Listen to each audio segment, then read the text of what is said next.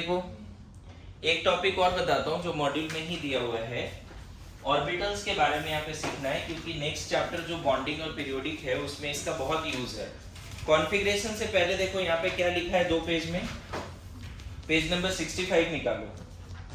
Shape of atomic orbitals दिख रहा है आपको, पेज नंबर 65। ये पेजेस हमें करने पड़ेंगे अभी। Shape of atomic orbitals, quantum number जैसे खत्म हुआ, क्वांटम नंबर के पहले तक 16 इलस्ट्रेशंस है वो भी कर लेना है ना। और प्रैक्टिस सेशन 4 भी कर लेना है। ओके बोलो, प्रैक्टिस सेशन 4 भी कर लेना है। ओके नाउ सी, अभी हम लोग क्या पढ़ने जा रहे हैं है ना, shape of atomic orbitals, short में लिख दिया AOS है ना। हमें मेनली 4 ऑर्बिटल पढ़ने हैं जिसमें से एक का तो शेप भी नहीं पढ़ना है, SPD भी पढ़ना है, F तो पढ़ना भी नहीं है। तो कोई बोले S सबसेल या ऑर्बिटल, तो सबसे पहले इसमें क्या रटना है कि ये स्फेरिकल होता है, ये स्फेरिकल होता है, राइट। क्या होता है ये spherical, S subshell spherical in shape. Obviously ये सिमेट्रिकल भी होगा। बोलो, एक स्फीयर सिमेट्रिकल न्यूक्लियस बीच में है और ये मान लो S सबसेल है। बात समझो, तो सिमेट्री है या नहीं, electron clouds are symmetrically distributed around the nucleus. S subshell spherical और क्या symmetrical. S subshells are spherical and symmetrical है ना, about the nucleus, symmetrical about the nucleus के चारों तरफ S सबसेल के इलेक्ट्रॉन यूनिफॉर्मली डिस्ट्रीब्यूटेड होते हैं। नाउ S अगर सबसेल है तो N का वैल्यू क्या क्या हो सकता है, हर सेल में S सबसेल है, फर्स्ट सेल में भी है, सेकंड में भी है, थर्ड में भी है, फोर्थ में भी है। L का वैल्यू हमेशा क्या होगा 0, M का वैल्यू हमेशा 0। S सबसेल के लिए 1s 2s 3s, L0 मतलब S हो गया ना,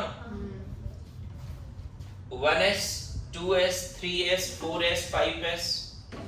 अगर कोई बोले S सबसेल के लिए 3 क्वांटम नंबर बताओ तो प्रिंसिपल 1 2 3 4 सब चलेगा, लेकिन एजीमुथल हमेशा 0, मैग्नेटिक हमेशा 0। और स्पिन प्लस माइनस, उसमें जो 2 इलेक्ट्रॉन होगा उसमें एक का स्पिन प्लस हाफ। अच्छा, D point S subcell contains how many orbitals? S subcell have क्या only one orbital। बात समझे, S subcell contains 2 electrons only। Maximum कितना इलेक्ट्रॉन होगा S सबसेल में, सिर्फ 2 इलेक्ट्रॉन होगा। S सबसेल में मैक्सिमम कितना इलेक्ट्रॉन होगा।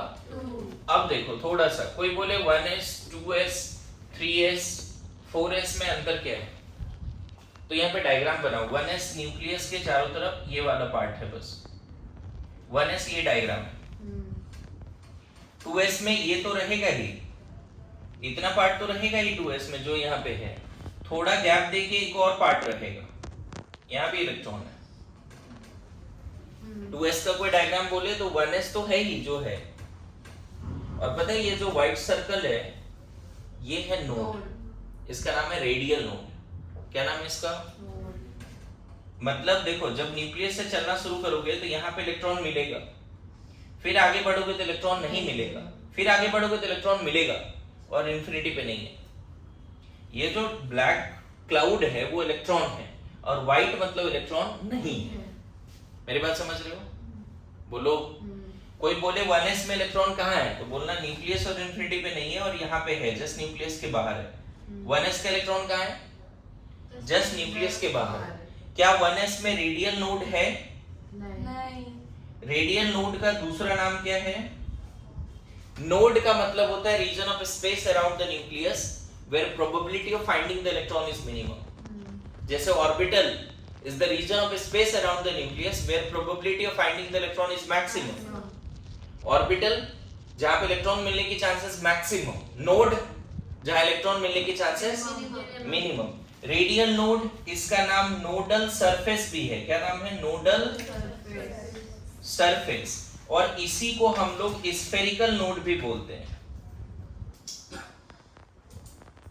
Spherical node. तो 1s में क्या ये पार्ट है? 1s में कहीं भी देखो न्यूक्लियस और इन्फिनिटी के बीच में व्हाइट सर्कल है। 1s में न्यूक्लियस और इन्फिनिटी के बीच में 1s में व्हाइट सर्कल है क्या?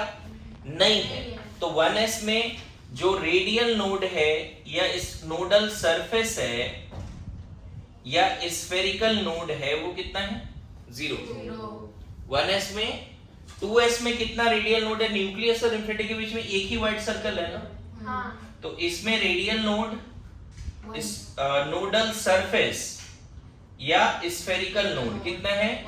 1। 2s का जब डायग्राम बनाओगे ये दोनों एज इट इज बेस्ट कर दो, एक बड़ा सर्कल और बाहर बना दो।